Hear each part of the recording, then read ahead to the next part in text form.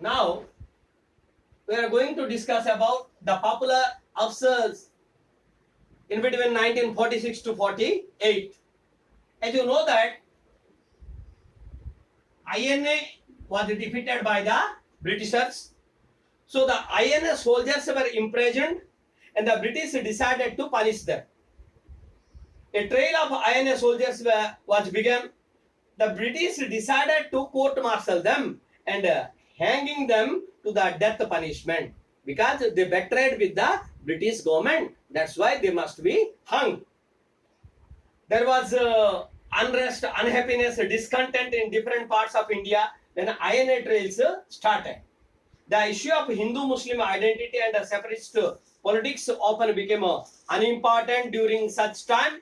For example, here in INA, many soldiers were Muslims. Many of the soldiers were Muslims. Being tried to treason were Muslims. And the people's anger and sympathy gave no thought to the religion of the soldier. At last, the Britishers were compelled to release them. If you imagine yourself in the years after the war ended, it will be easy to understand the situation in the country. People were restless because of the food shortage. So there was a food shortage and high prices, black marketing, hoarding, everything is going against the people. Workers were angry about the low wage were given to the workers. That's why they were not satisfied. Railway, postal employees and other government employees were planning to go on India-wide strike against the prices. So all the workers, whether it's a railway worker, then postal workers, all these workers of the country, they wanted to go for a India-wide strike. On 18th February, an historical event occurred here, 18th February 1946. So, the guards of the rating of Royal Indian Navy,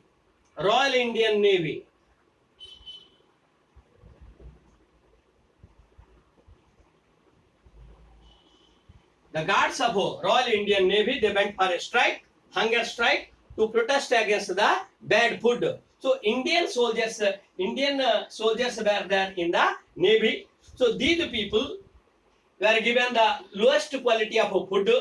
So against the bad food, bad behavior of the British officers, the strike rapidly spread to the other naval men on the Bombay shore and all over the naval bases in India. So as the Royal Indian Navy started the strike spread throughout the country, all the naval bases in India. A naval central strike committee was elected with MS Khan as its head. The strike committee demanded better food. So they demanded the better food, equal pay, white and Indian soldier. They also demanded for the release of INA. So these people, they demanded that to release the INA soldiers. And the withdrawal of the Indian troops from Indonesia. Indian troops were sent at that time to Indonesia. So Royal Indian Navy, they demanded for the withdrawal of the Indian troops from Indonesia. 78 ships, 20 source establishment, 20,000 rating took part in the strike. Hundreds of students, both Hindu and Muslims, came out on the street of the Bombay to support them. So not only the naval people, but also the common people also joined with them.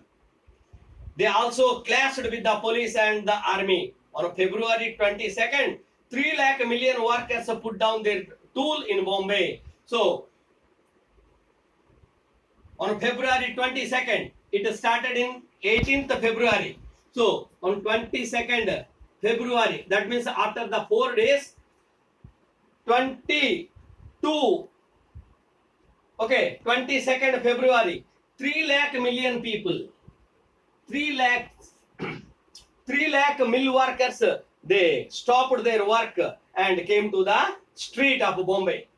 In 1946 was a war of strikes and work stoppage in the factories and mills. in many parts of the country. So factories, mills were stopped by the workers. CPI and the socialist parties were active in this movement. The countryside was also on the boil. So everywhere there were absurd. People started to revolt against the Britishers. They stopped the work. An agitation was started in Bengal by the small poor peasants. So in Bengal, peasants started strike.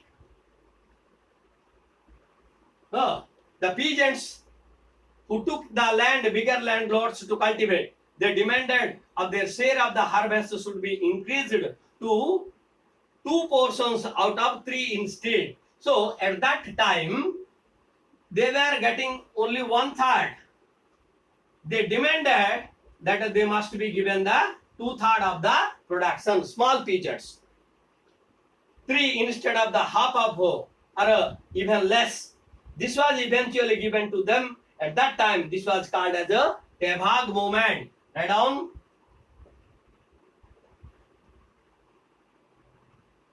Tebhag movement. Tebhag movement was started in Bengal. So in Hyderabad, like that, the Communist Party led a massive movement of the farmers.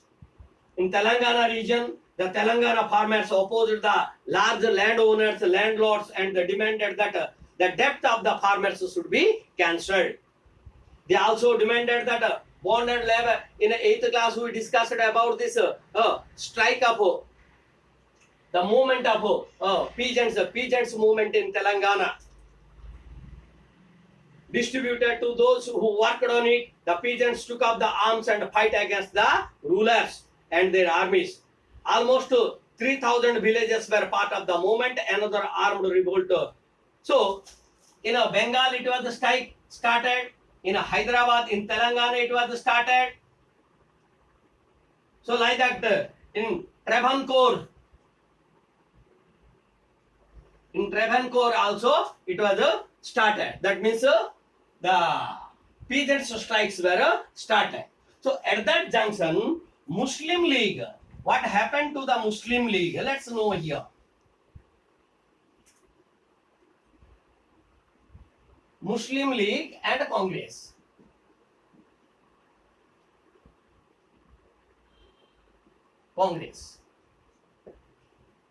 Then political negotiations between the top leaders began again in 1945. So 1945, again, there was a discussion to transfer the power. The British agreed to create an entirely Indian Central Executive Council, except for the Viceroy and the Commander-in-Chief of the Armed Forces. So, Commander-in-Chief of the Armed Forces should be a British, and the Viceroy should be the British. Except them, the powers should be distributed. They thought like that. They did this as a first step toward the full independence. Discussion about the transfer of power failed due to the Jinnah's demand that a league should have an absolute right to choose all the Muslim members of the Executive Council. So whatever the Executive Council was started by the British, Jinnah denied it. Jinnah said that Muslim League should select the members to this Executive Council. This demand was not acceptable to others. Most nationalist Muslims supported the Congress party. So at that time, whatever the Muslim League demanded, it was not accepted by the Congress people, and the Unionist Party of Punjab, which had a large number of Muslim members, did not agree with the Muslim League's demand. So even in Punjab also, the leaders they did not agree with. In fact, Maulana Azad was the leader of Congress party delegation for this discussion, as he was the president of the party. So at that time, Congress party has Maulana Azad.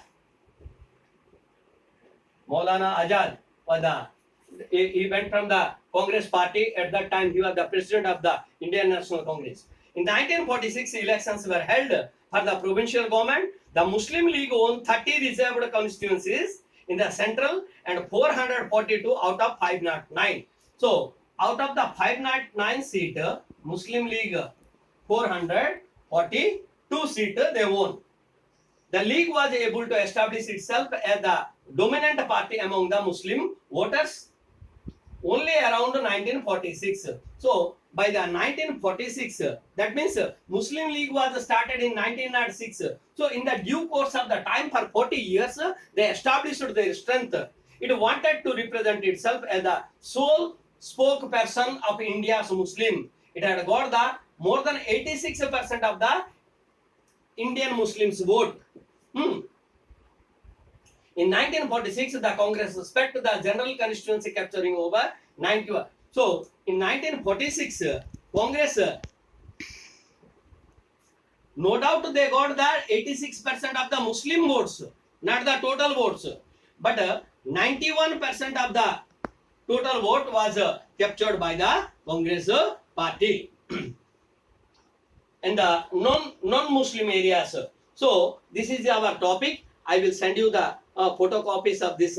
Okay, and in the next class we will discuss about the alternative partition of India and what is the situation of migrants at that time and the assassination of Mahatma Gandhi. Thank you.